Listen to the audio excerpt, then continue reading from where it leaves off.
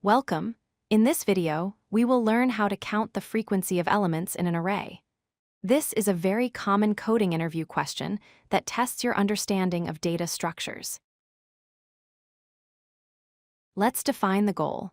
We are given an input array containing various items, which might be numbers or strings. Our objective is to calculate how many times each unique item appears in the list. For example, if the number 1 appears twice, our output should reflect that. A beginner might try to pick one number and loop through the whole list to count it, then repeat this for every single number. This approach, known as the naive approach, is very slow because it does the same work over and over. A much better way is to use a hash map, which allows us to solve the problem by reading the list just once. So, what is a hash map? Think of it as a dictionary or a lookup table. It stores data in pairs, a key and a value. For this problem, the key will be the element from our array, and the value will be the count of how many times we have seen it so far. Here is the plan. First, we create an empty hash map. Second, we look at each item in our array one by one. Third, if we have seen the item before, we increase its count.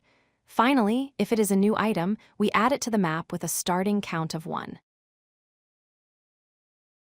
Let's visualize this.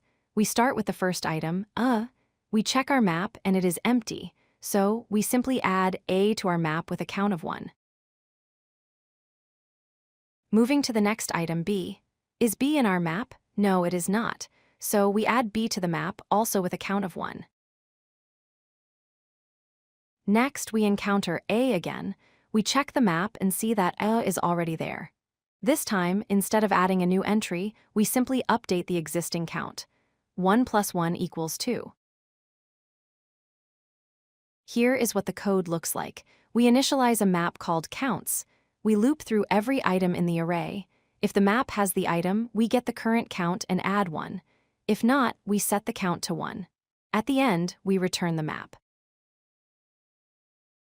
Why is this efficient? Because we only touch each element once, the time complexity is O of n, which is linear. The space complexity is also O of n because, in the worst case, we might need to store every unique element in our map. If you like this video, hit that like button and don't forget to subscribe. Visit codelucky.com for more such useful content.